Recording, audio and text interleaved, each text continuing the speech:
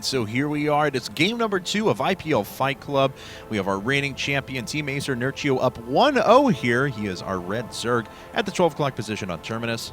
And his opponent down here at the 6 o'clock, our blue Terran, the current reigning GSL Code S champion, NSHS.Jjakji.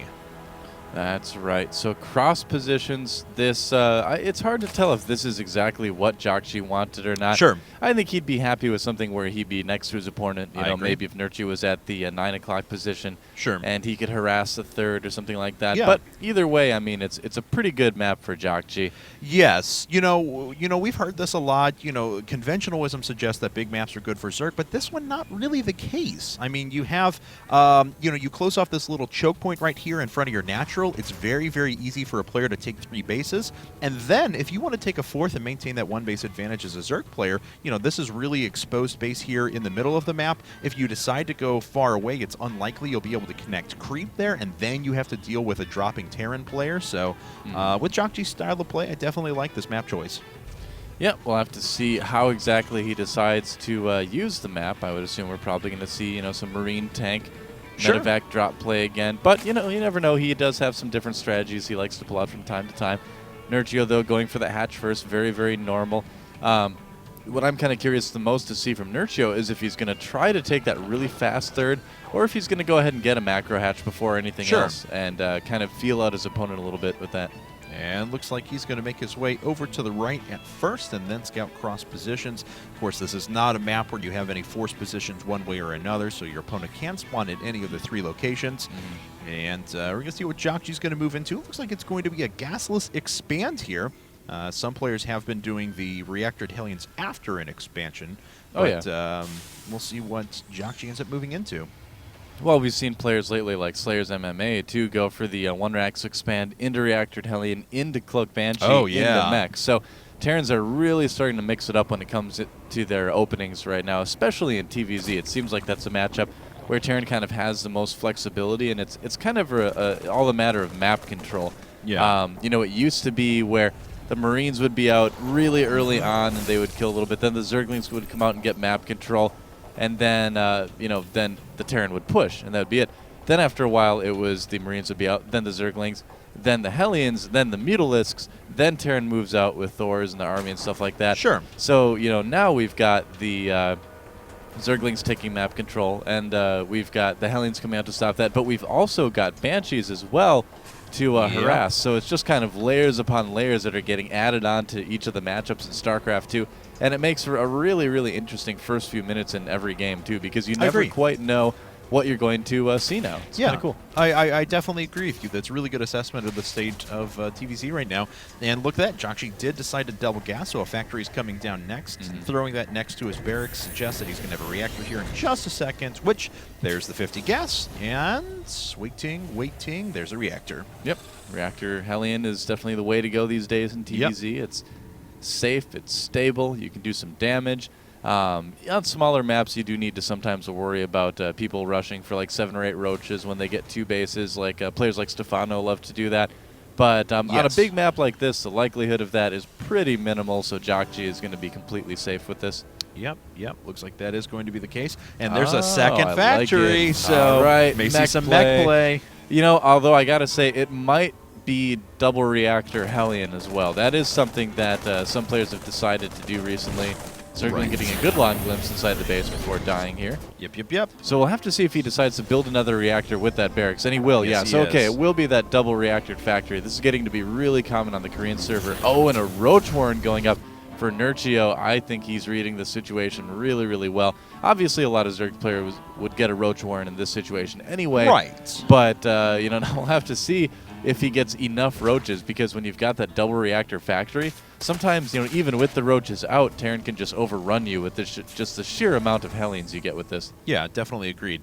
And so, we saw players like, I'd like to go back to this game with Morrow in the IPL 3 qualifiers, but he ended up doing this on Zelaga Fortress, as a matter of fact. And it didn't matter that there were buildings and roaches out on the field with the sheer number of Hellions that he had flying around. So there are 5 roaches coming out now for Nerchio as he's starting to slowly work away at those destructible debris.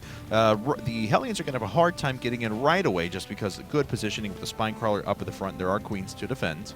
for a while in Korea, players were doing the double reactor Hellion on one base before expanding. And there was some debate on whether that was too all-in, and the Korean players kind of decided after a while that, yeah, that was a little bit too all-in to do.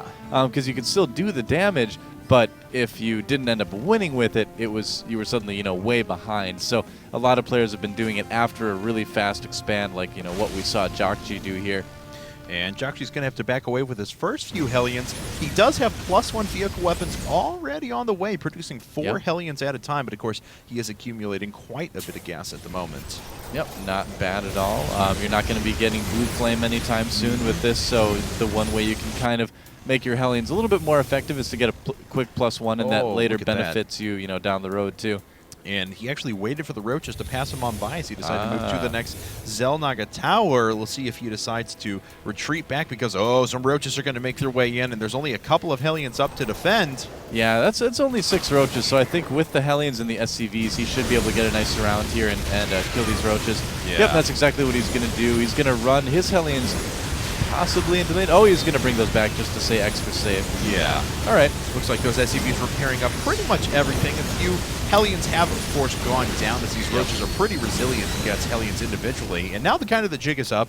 Nerchio knows that there's just a massive amount of Hellions sitting on the ground, so he's producing another 10 Roaches back at home. Yeah, a lot more Roaches on the way for Nerchio, and he's going to need them too because Jjakji is coming fast. But I think the Roaches are going to be out in time. I don't think that Jjakji is going to be able to do any really huge damage with this. We'll probably see him poke a little bit and then pull back and go into more mech play. We can see him putting down 2 more factories right now. So, yeah, this is just kind of to use Nerchio's resources, you know, at more than anything at this point. And Nerchio does have Roach speed coming up at the same time. Quite a few Roaches on the ground, 14 as a matter of fact. And look at that. We have Ventral Sacks already started now, so maybe a little bit of drop play out of our Zerg player. Very cool. Roach drops are something that I think really has a good place in TVZ, but we just don't see a lot of Zergs doing them right now. I mean, it is a bit of an investment and a bit of a risk, but I feel like it's something that should be explored more. I don't know. Maybe they just look cool. I have that opinion too, I guess. Man, Hellions going after destructible debris is kind of a funny sight. They're just melting it down, man. It's just a bunch of molten slag. You just melt it down. Suppose so, and then it's safe to build a command center directly on top of that. I love, though, that it doesn't become molten slag. It just kind of explodes at the end even still. Yeah, that's a little bit weird, but it's in space. And they are like cars with flamethrowers on them, you know, and all that. All right. A third base coming up for Nerchio, though, and his infestation pit at the same time as he researches pneumatized carapace so we can put up, of course, that speed for overlords. And now we see Jjakji making a good decision here, getting the 2 Thors before anything else, just in case there are mutas on the way. I mean, it's unlikely, but you want to be safe. You know, nothing is worse than going mech and then not having any anti-air when the mutas show up. Trust me on that one. That's no fun. Yeah. And with +2 weapons, those Thors are actually quite powerful against Roaches. And what was that? What do you have out? Roaches? I have all these units that do more damage to light units. Don't care. Have enough of them. And Nerchio is actually getting his Roaches just kind of ripped apart right now. Yeah, it's amazing what you can do with enough Hellions, but you need an overwhelming number. That is not an overwhelming number right now, so he will need to pull back. The Thors are going to be pretty helpful when they pop out, though, but you'll want to bring a couple SCVs along with that just to make sure they stay repaired. Definitely agreed. So Jjakji putting up his 3rd base at the same time now. So he is going into actually mass Thor production now. 2 more Thors coming out now as he goes into +2 weapons and Blue Flame Hellion at the same time. SCVs, of course, being sent to repair. And here comes the drop we were talking about. It's dropping time. There they go, but the Hellions are right there to meet them as they come out, and I don't think this is going to do a whole lot of damage, honestly. I think Jjakji is going to be able to hold this. Yeah, I definitely agree with you, especially with those Thors in the back and what their damage output is right now. Nerchio actually picked up a couple of units there. It looked like he was trying to get away. Those Roaches aren't going to stand and fight. Yeah, you are definitely right. Taking a look at the units tab, just the, well, it looks like 4 more just popped out, but that is steadily going down. Just 4 Thors and 7 Hellions on the ground for Jjakji. Yeah, he ended up taking those out okay. He's going to be able to clean this up as well. 48 SCVs to 71 drones. So Jjakji has been losing a little bit, and he's not done yet. He's going to lose probably a few more SCVs here. But not in the worst shape ever. No, not at all. A couple more Hellions going down as well, and that Overlord with pneumatized carapace is going to run away. And here comes drop number 2 for Nerchio. I like it a lot. He's really starting to take a toll on Jjakji here. Just whittling away at that SCV count is having a big effect. You need a big economy to support mech. Yeah. And Jjakji is just not getting that. Look at that, losing more mining time. Siege mode not quite finished yet, too. Oh, wow, actually going right after supply depots now, just trying to affect his opponent however he can, and that's a nice little benefit for him. Now, here come the roaches. Looks like Siege mode did just finish up, and yes, indeed, Nerchio is going to have to back away. He's got to watch out. Those overlords hurt at the back, but it looks like they're too fast for those Thors. Yep. Thors, of course, do a good amount of damage and more roach harassment. Man, Nerchio is just playing really well here. This is so cool. Yeah. That's pretty neat. And he's so far ahead in supply right now, too. Jjakji is kind of pinned in his base. This is like the worst feeling ever when you're playing mech, when you have this early damage done to you and you're like, oh, I defended that, but I'm losing a lot of SCVs. I can't take a fourth. I can't do anything to them. Yeah. And dropping him right on the siege tank there. It didn't quite work, but yeah, this is like the worst feeling ever as a meching Terran. You're like, oh, great. Well, I guess I'm just going to be here for the rest of the game now. Yeah, basically. I mean, that's what it amounts to. So, but this is an interesting result. I mean, Nerchio is playing so well up to this point. He's expanding everywhere. He knows his opponent's, in that heavy mech phase, and he has a lot of mobility on the map, whereas his opponent doesn't. Yeah. So these roach drops have been so effective, too. Yeah. If nothing else, just kind of getting Jjakji to be worried about everything.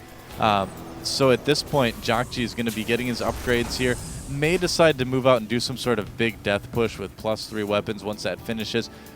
We might just as likely see him try to tech up to 200 as well, because at that point you can kind of move out and force the Zerg to worry about your army instead of kind of go for a counterattack. You generally don't want to base trade in that situation. Right. But, oh man, these infested Terrans. Yeah, looks like they're going to drop right down on top of the siege tanks as the roaches are flooding it behind. It just occupies the siege tank's attention so long those roaches can just run right in behind as they are now and start picking off units and structures. Such a good job here out of Nerchio. He's never been attacking with an overwhelming force, just being as pesky as possible just to make sure his opponent stays pinned down. Now at almost an 80 supply advantage. Yeah. Nerchio, you're playing so well. Yeah, really well done. And I mean, he's really throwing Jjakji for a loop here. This is not a style you see in Korea very often. So I really, really doubt that Jjakji has a lot of experience against this type of thing. I think it was like TSL Revival was the last player I remember doing a lot of roach drop plays, and that was like mid-2011 in Code A. So I don't think Jjakji's played against this style quite a bit lately. Right. And Nerchio is doing a very good job of doing that roach drop style, too. Yeah, and he's catching up to a few SCVs. 3 more picked off right there with another group of infestors on the right-hand side as Nerchio stages up outside his opponent's base. And now he's maxed and sitting on, what, 6 base right now? And just cut the map in half. Look at those units just flooding towards the middle. This is so impressive right now. Why do we always hurt the ones we love? Siege tanks killing each other. I got to say, though, Nerchio has a habit of moving his infestors under the siege tanks that he's trying to get to shoot at each other. Yeah. And that's, they're finally a scan from Jjakji, and that's something that he's going to need to work on with that. But other than that, really, really good harassment from Nerchio, and he has got such a huge lead right now. What's the SCV count right now? It's got to be pretty dismal. It is. Well, 60 to 71. Actually, that's not too bad. I was expecting it to be a lot lower, honestly. Right, but also Jjakji's been able to do basically nothing but just reproduce SCVs over the past. Let's take a look at how many workers killed. 46. Yeah, that's true. So that really tells the tale right there. Yeah. And look at this. Broodlord follow-up right now as we have 9 Corruptors with Greater Spire on the way. This is just such good play out of Nerchio. I'm sorry, it sounds like I'm gushing right now. It's just Nerchio really had his work cut out for him. He was coming up against the reigning Code S champion, and he showed up in style. Looks like a few Hellions dropping over on the left-hand side. About 6 more workers went down there, but still. Well, Jjakji is doing a good job of still playing a good mech game, though. He's making SCVs, he's defending, he's still on 3 bases, which is okay. Normally you'd want to be on more by now. But the big thing that Jjakji is doing right is he's making Vikings. The biggest mistake you can make in mech versus Zerg is missing your Viking timing, because if they get Broodlords out and all you have is Thors, you just die. That's just the end of the game right there. So despite all this harassment and all this annoyance that Jjakji is going to need to deal with, he hasn't been derailed from a good, solid mech style. So I think he's still got a chance in this one. We'll have to see. But, oh, man, no, letting those Hellions out early, that doesn't help. No, it looks like the siege tanks are going to come in at the back. And the defense for those was pretty much all gone in the form of the Hellions up at the front and the Vikings especially. So Corruptors floating overhead to hopefully take a little bit of damage. They're going to have to run away and not stack up, though. Otherwise, the Thors will quickly deal with them. But still, quite a supply advantage now for Nerchio, and he has enough supply freed up that he can move into those Broodlords pretty quickly here. You can really see the strength of those +3 mech units, too. I mean, they just ripped apart that Roach army really, really quickly despite the larger numbers. Jjakji did lose a lot of Vikings, though. Nerchio's just doing a really good job of keeping out enough Corruptors to kind of hold the Viking numbers at bay. Right. You know, in this case, you really need Ghosts when it gets to that position. Yeah. If the Zerg is going to sit on a lot of Corruptors. But when you're going mech, it's really difficult to afford Ghosts along with everything else, you know, especially on 3 bases. One thing, though, that Nerchio has been doing very well as well is that, you know, Jjakji has been able to maintain this mech build. Yes, but look at this. He's been sitting on 3 base forever and a day. He's been making a good amount of Banshees, too. I see some Hellions going around to the left side of the map there. Yes, you are correct. They're going to do a little bit more harassment. Yeah, but where have those Banshees been going? I haven't seen them fly out across the map quite yet. We could have just missed it. Well, it looks like a lot of them were actually with the army for a while. Let's see here where they're at. There are no Banshees on the field right now. You're right. It must have just been with the army and he lost it. I'm going to guess that. But yeah, that was quite a bit of damage from those Hellions, though. Another bunch of workers killed. It's now 56-36. But here come the Broodlords. Yep, that's right, and that is a lot of Corruptors to handle those Vikings as well. He's going to need everything. Actually, it's a pretty good Viking count. We'll have to see. The army for Nerchio not looking terribly large and scary right now. He's made a lot of bases lately, and his army, because of that, is maybe not quite as big as it could be. Yes. He does have the Roaches out there. What are the upgrades on those Roaches, by the way? Let's take a look at set upgrades. See. Just 1-0 and 1-1 for the base. Zerglings. Yeah, not the best upgrades really for Nerchio's army considering the amount of bases that he's on. I'm actually a little bit surprised about that. I'd say that's a bit of a flaw with what Nerchio's been doing.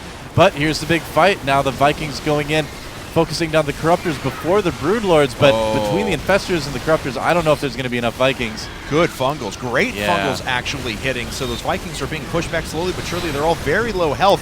Yes, this mech army is remaining, but the Thors are gone. So basically all anti-air has actually dropped down. We have 3 Broodlords that are slowly moving up this army. Yeah, very nice job, but doesn't look like it's quite going to be enough. Nope, not quite enough. Jjakji's army just could not quite match what Nerchio had, and this is the point where you're like, well, I can't really make units fast enough to defend this. Right. Because I'm playing mech. It looks like a couple of Corruptors did just fall there. Yeah, Nerchio was going to have to back up as he produces another round of Corruptors at the moment. But taking a look around, let's see, he is now on 7 base. Looks like Jjakji was trying to establish his 4th, but just can't quite get there. Basically mined out of his natural and starting to get low on his 3rd as well. Yep, that's right. He's trying to take a 4th right now. We can see him moving that command center to the left side of the map. More Broodlords being made by Nerchio. And, you know, we'll see. I feel like a big round of Roaches could end this game, but he's still going for the Broodlords and the Corruptors. He's probably going to be okay either way. But, you know, I respect that he's trying to play kind of a very methodical, safe style. Yeah, I definitely agree with you. Oh, and it looks like, the Zerglings pick up on this, and those Mules, unfortunately, cannot defend themselves. So nope, they can't attack. Nope, nothing going to move over there for a while. Come on, Blizzard, fix the Mules. Why can't they attack? I'm sure that would just fill so many Zerg hearts with glee if that was the case. You need to give Mules concussive shells. That's what they need. Just a Marauder attack with concussive shell built in. And the ability to fire up and hit air units as well. Oh, yeah. Of course. Battle Mule coming in Heart of the Swarm. There's so many Zerg players flipping tables in chat right now. So let's see here. Infestor, Corruptor, Broodlord, the order of the day. Nice job, though. Good control out of Jjakji so far. He's got to watch out and make sure he doesn't get hit by that Fungal, and the Fungal hitting everything perfectly. Jjakji knows it, and GG's. And Nerchio, wow, he is up 2-0.